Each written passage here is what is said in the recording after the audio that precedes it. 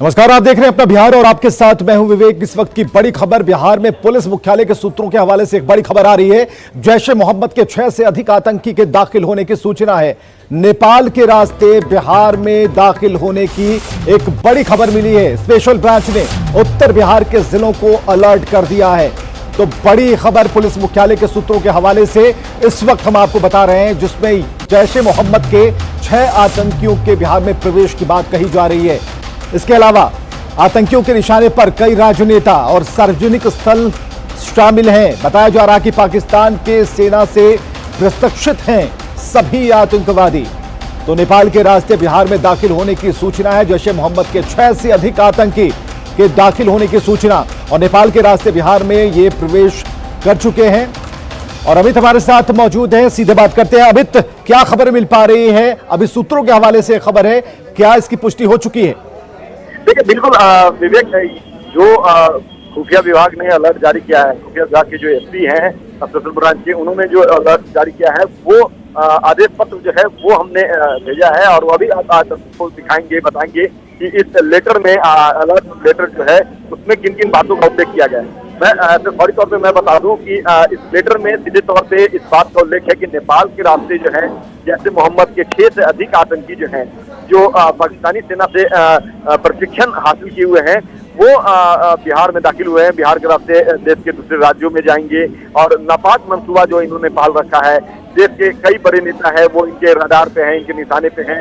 बिहार के कई सार्वजनिक स्थल है वो इनके निशाने पे हैं, कई राजनेता इनके निशाने पे हैं। तो एक बड़ी नापाक साजिश जो है वो इन्होंने रची है, और पाकिस्तान से प्रशिक्षण हासिल करने के बाद ये नेपाल के रास्ते बिहार में दाखिल हुए हैं। और ये सूचना मिली है, ब्रांच की जो एसपी है उन्हें सूचना मिली है, और इसी को देखते हुए उन्होंने अलर्ट जारी किया है। उत्तर बिहार के तमाम जो जिले हैं वहाँ के एसपी को अलर्ट जारी किया है, सीपीओ को अलर्ट जारी किया है, और 24 घंटे निगरानी रखने का आदेश जारी किया है। सीधे तौर पे कई दिशा निर्देश भी उनके तरफ से दी गई है, जिसमें सबसे अहम बात जो यही है कि कोई भी व्यक्ति अगर लगता है कि वो उन इलाकों का नहीं है तो उन्हें फौरी तौर पे डिटेन किया जाए, उनसे पूछताछ की जाए।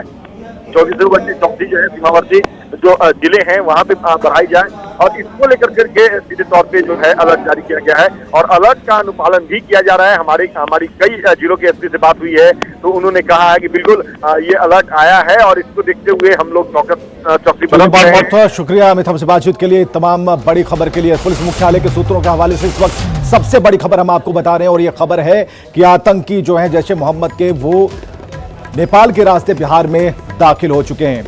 अगली खबर नालंदा से है, जहां के गोकुलपुर ओपी थाना क्षेत्र के चौरिया गांव में एक हथियार लहराते वीडियो काफी तेजी से वायरल हो रहा है। बताया यह जा रहा है कि आपसी विवाद में गांव के ही एक हथियारबंद युवक ने लोगों को डराने के लिए हथियार निकाला था।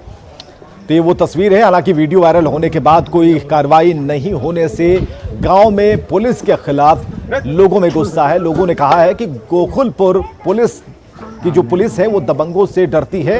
कारण यही है कि आए दिन दबंग हथियार लेकर लोगों को डराने और धमकाते रहते हैं। फिलहाल न्यूज़ 18 इस वायरल वीडियो की पुष्टि नहीं करता।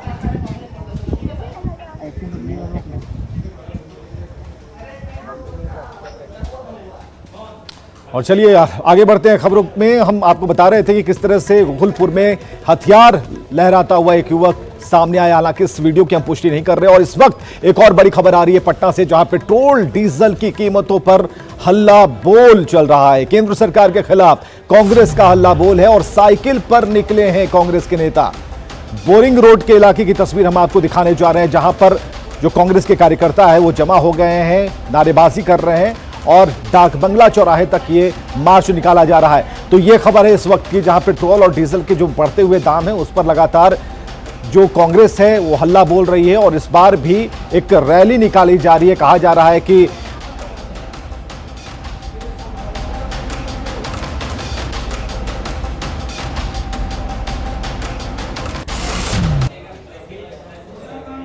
तो ये वो तस्वीरें हैं जहां पेट्रोल डीजल की कीमतों पर हल्ला बोल किया गया है। कांग्रेस की तरफ से यह हल्ला बोल है। केंद्र सरकार के खिलाफ प्रदर्शन किया जा रहा है कांग्रेस की तरफ से। डाकबंगला चौराहे तक यही स्थिति है, लंबा जाम लगा हुआ है। साइकिल पर कांग्रेस के नेता निकले हैं, अपना विरोध जता रहे हैं।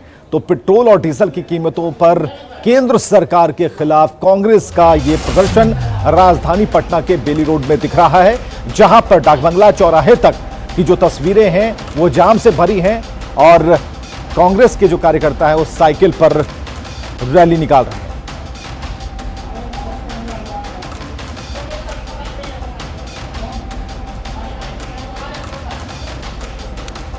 तो बोरिंग रोड पर जमा हुए हैं लोग और बोरिंग रोड से डाकबंगला चौराहे तक मार्च निकाला गया है कांग्रेस की तरफ से और बताया जा रहा है कि पेट्रोल और डीजल की बढ़ती हुई कीमतों के खिलाफ केंद्र सरकार के खिलाफ यह हल्ला बोल है और कीमतों में इजाफे की खबर के बाद कांग्रेस ने मोर्चा खोल दिया है और इस मोर्चा खोलने के तहत साइकिल मार्च निकाला गया, वो बोरिंग रोड चौराहे से लेकर डाकबंगला चौराहे तक। हालांकि जो अभी वक्त है 10:10 होने को जा रहे हैं और ऐसे में जो अभी भीड़ होती है, ट्रैफिक होती है, वो काफी भारी भरकम होती है, इसे संभालना काफी मुश्किल होगा। कुछ तस्वीरें हम आपको अभी दिखा पा रहे थे।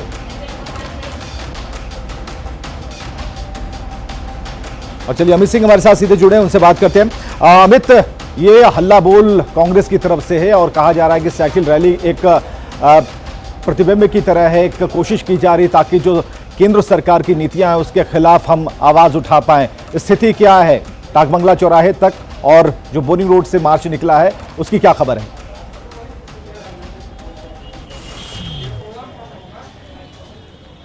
बिल्कुल विवेक, हम तस्वीरें आपको दिखाते हैं। कांग्रेस जो है एक कोशिश कर रही है, भले ही आरजेडी से पिछड़ गई हो, लेकिन एक तस्वीरें आपको दिखाते हैं किस तरीके से बैलगाड़ी से, टमटम के जरिए, साइकिल के जरिए कांग्रेस अपनी उपस्थिति दर्ज कराने में जुटी हुई है।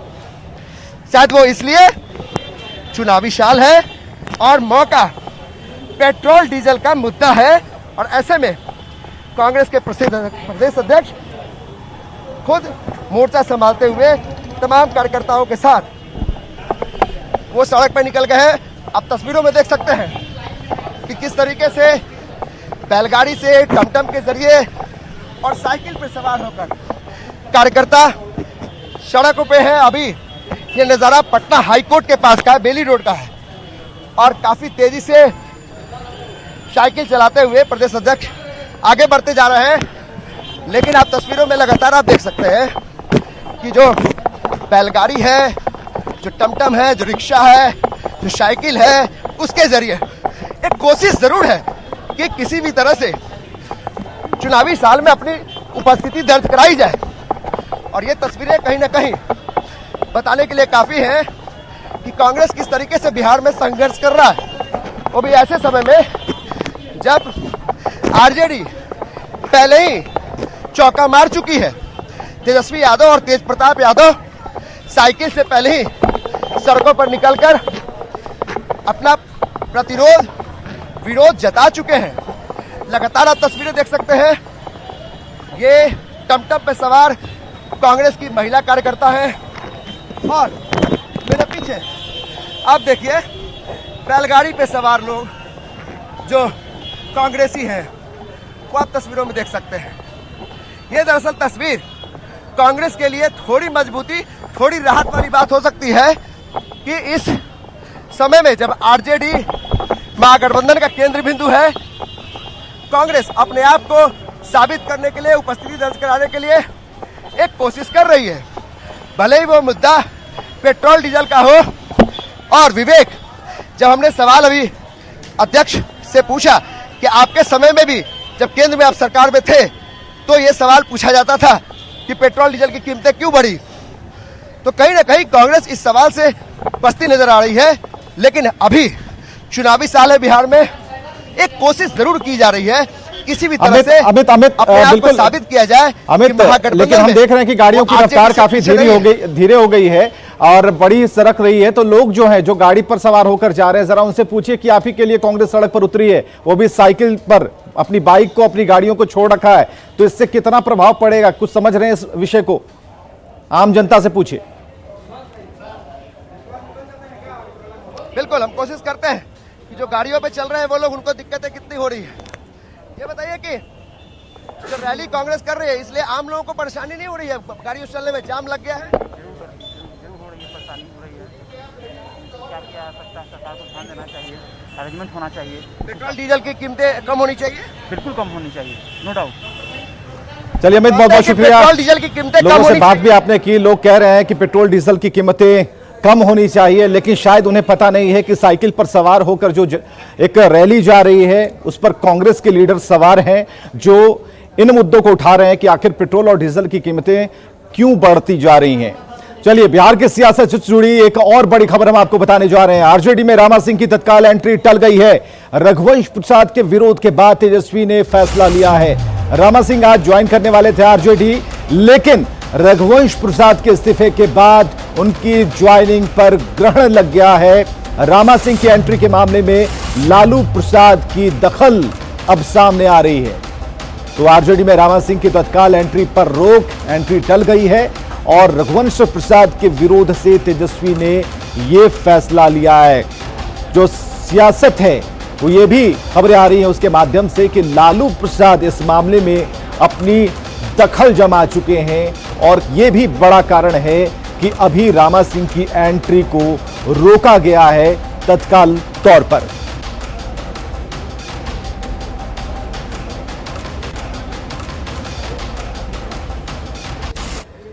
अब चलिए इस खबर को समझने की कोशिश कीजिए। और खबर यह कहती है कि रामा सिंह की एंट्री पर तत्काल ब्रेक क्यों लग गई। तो रघुवंश प्रसाद सिंह मुश्किल दौर में आरजेडी के साथ रहे हैं, काफी पुराने नेता हैं और लालू प्रसाद के बेहद करीबी माने जाते हैं रघुवंश प्रसाद। लालू नहीं चाहते चुनावी साल में कोई भी नाराजगी सामने आए, इसलिए फिलहाल वेट एंड वॉच में आरजेडी अपने आप को रोके हुए है।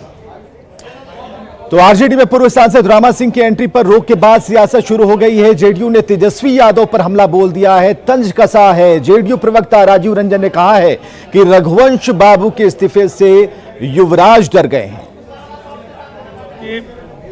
डर से तेजस्वी यादव को यह फैसला बदलना पड़ा। ऐसे रघुवंश साहू के भी दोहरे मानदंडों का जवाब नहीं है। तो राजनीति में ये दोहरा चरित्र नहीं चलता है, लेकिन तेजस्वी यादव के लिए निश्चित तौर पर मुश्किल हालात हैं। 5 विधान पार्षदों के इस्तीफे के बाद जो खलबली है और उनके नेतृत्व को लेकर के महागठबंधन के बाकी साथी दलों के अंदर जो नाराजगी है, ये एक बड़ा कारण है जिस तरह से उन्होंने घुटना आज टेक दिया है। तो रामा सिंह को पार्टी में शामिल करने को लेकर आरजेडी बैकफुट पर है, जबकि बीजेपी लगातार तंज कस रही है। आरजेडी का कहना है कि पार्टी हाईकमान पूरे मामले को देख रही है और अभी पार्टी को रघुवंश प्रसाद के स्वास्थ्य की चिंता है, ना कि रामा सिंह की एंट्री की। ऊपर से हाथ पैर मार रहे हैं और रघुवंश बाबू जैसे वरिष्ठ नेता को दरकिनार करके जिस तरीके से उन्होंने रामा सिंह के साथ मीटिंग की, अब रघुवंश बाबू जैसे वरिष्ठ नेता तेजस्वी को सुपरसीड करके अब लालू जी से डायरेक्ट बात कर रहे हैं। अब तेजस्वी क्लीन बोल्ड हो गए हैं।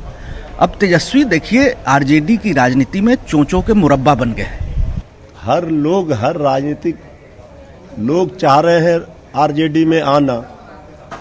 अब कौन ज्वाइन करेंगे कौन नहीं करेंगे ये तो हमारे पार्टी का शीर्ष नेतृत्व फैसला लेगा इस पर। लेकिन जिस तरह से हवा खड़ा किया गया ऐसी तो कोई बात है नहीं।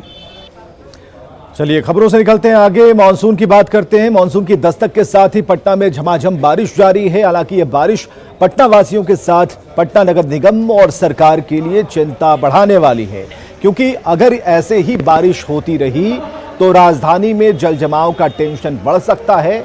पटना में झमाझम हो रही बारिश का जायजा लिया हमारे सहयोगी अमित कुमार सिंह ने। पटना में फिर से झमाझम बारिश शुरू हो गई है। जो मौसम विभाग ने पहले से अलर्ट किया है कि पटना और आसपास के इलाके में अगले कुछ दिनों तक अत्यधिक बारिश, भारी बारिश हो सकती है। हम तस्वीरें आपको दिखाते हैं बेली रोड की, और देखिए किस तरीके से सुबह सुबह ही तेज बारिश शुरू हो गई है, झमाझम बारिश हो रही है। और ये बेली रोड का नज़ारा है। जो लोग अभी अभी सुबह घर से निकले हैं, वो जो गाड़ियों में बंद है उन्हें तो कोई परेशानी नहीं, लेकिन जो लोग बेहद आम लोग हैं उनको परेशानी होती है। लेकिन लोग ये भी कहते हैं कि बरसात के मौसम में अगर बारिश होती है तो उसका फायदा होता है, उमस से मुक्ति मिल जाती है। लेकिन ये बारिश कहीं ना कहीं लोगों के लिए आफत लेकर आती है। पटना, खासकर पटना के लिए, क्योंकि इसी बारिश के पानी से जल जमाव होता है और इसी जल जमाव को लेकर पिछले साल जिस तरीके से पटना के लोगों ने तकलीफें झेली है वो कहीं ना कहीं जहन में आता है और इसीलिए लोग परेशान भी होते हैं। क्या लगता है कि बारिश के चलते छिपे हुए हैं अभी? कहाँ जा रहे भाई हैं? साहब ये हम बेली रोड में खड़े हैं और मतलब काफी जगह जल जमाव है सर, इसके वजह से मतलब और कहीं बारिश की वजह से आप यहाँ छिपे हुए हैं? जी सर, बारिश की वजह कहाँ से जाना था आपको? चिड़ियाखाना जाना था। चिड़ियाखाना जाना था काम करने के लिए। थोड़ी परेशानी होती है, लेकिन जहन में ये भी आता है कि बरसात तो जरूरी है लेकिन जल जमाव को लेकर सिरन होती है। हाँ बिल्कुल होती तो है, अभी दिक्कतें आ रही है जाने में हमें। हाँ, और ये बारिश में आप कहाँ जा रही थी अभी? मैं बीटा जा रही हूँ। बेटा जा रही है। हाँ। गाड़ियाँ नहीं मिल पा रही हो बारिश की वजह से? नहीं, मेरी बस आती है, मैं उसी का इंतजार कर रही हूँ। ये बरसात कहीं ना कहीं नगर निगम और सरकार के सिस्टम के लिए बड़ी चुनौती जरूर बन सकता है। कैमरा पर्सन अभिषेक के साथ अमित कुमार सिंह, न्यूज 18 पटना। उधर पटना नगर निगम और सरकार की तमाम कोशिशों के बावजूद जल जमाव से पटना वासियों को मुक्ति नहीं मिल पा रही। जिस तरह से नगर निगम के अधिकारी और सरकार के मंत्री ने यह दावा किया था कि यदि पटना में एक दिन के भीतर करीब 100 मिलीमीटर की बारिश होती है तो 24 घंटे के अंदर सड़कों पर से पानी हटा दिया जाएगा, लेकिन पटना के बहादुरपुर इलाके में नगर निगम के दावों की सच्चाई सामने है।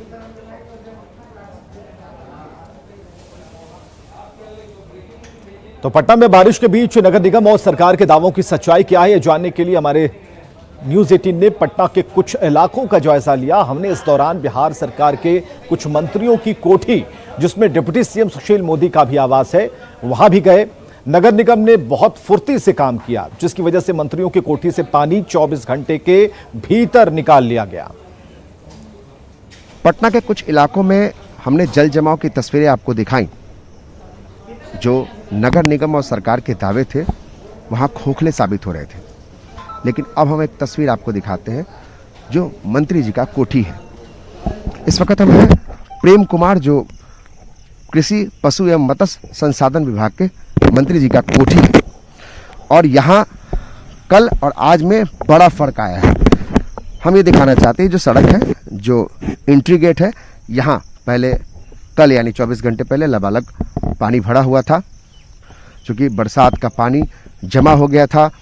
मंत्री जी ने खुद अपना दर्द भी सुनाया था, लेकिन नगर निगम और जो सिस्टम है यहाँ बहुत सही तरीके से काम किया और वाकई में 24 घंटे के भीतर जो जल जमाव की स्थिति थी उससे मुक्ति पा ली है मंत्री जी। कुछ इसी तरह का नज़ारा हमने आपको सुशील कुमार मोदी के आवास का दिखाया, जो डिप्टी सीएम है, और इसके अलावा नंद किशोर यादव, जो पथ निर्माण मंत्री है। ये तस्वीरें हम इसलिए बार बार दिखाना चाहते हैं कि आप देखिए किस तरीके से जल जमाव नहीं है।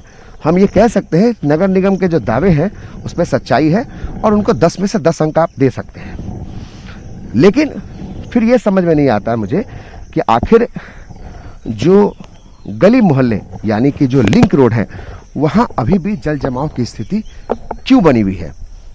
जिस तरफ हाई कोर्ट सवाल पूछ रहा है सरकार से, हम भी ये सवाल पूछ रहे हैं कि जब मंत्री जी के कोठी से पानी निकल जा सकता है, जब 24 घंटे के अंदर आपके दावों में सच्चाई सामने आ जाती है, आप खड़े उतरते हैं, लेकिन वही जब आम लोगों की बात आप करते हैं, जो आम लोग गली मोहल्लों और लिंक रोड में रहते हैं, वहां का पानी निकालने में 24 घंटा बीत जाने के बाद भी आप सक्सेस नहीं हो पाते हैं। आखिर कमजोरी कहाँ है? क्या वो इलाका निचला है? क्या वो इलाके में ड्रेनेज का सिस्टम गड़बड़ है, या फिर आपकी इच्छा शक्ति में कहीं ना कहीं कमी है? कैमरा पर्सन अभिषेक के साथ अमित कुमार सिंह, न्यूज 18 पटना। और पिछले 2 दिन से रुक रुक कर हो रही बारिश के कारण सीतामढ़ी के कई वार्डों में जल जमाव के कारण आम लोग बेहद परेशान हैं। जल जमाव की वजह से लोगों का घर से बाहर निकलना दूभर हो गया है। स्थिति का जायजा लिया हमारे सहयोगी राकेश रंजन ने। हल्की बारिश में ही सीतामढ़ी शहर के कई रिहायशी इलाकों की स्थिति बेहद खराब होकर रह गई है। हालात ये है कि कई मोहल्लों में जल जमाव की वजह से स्थानीय लोग नारकीय जीवन जीने को विवश है, जिसकी चिंता प्रशासन को तनिक भी नहीं है।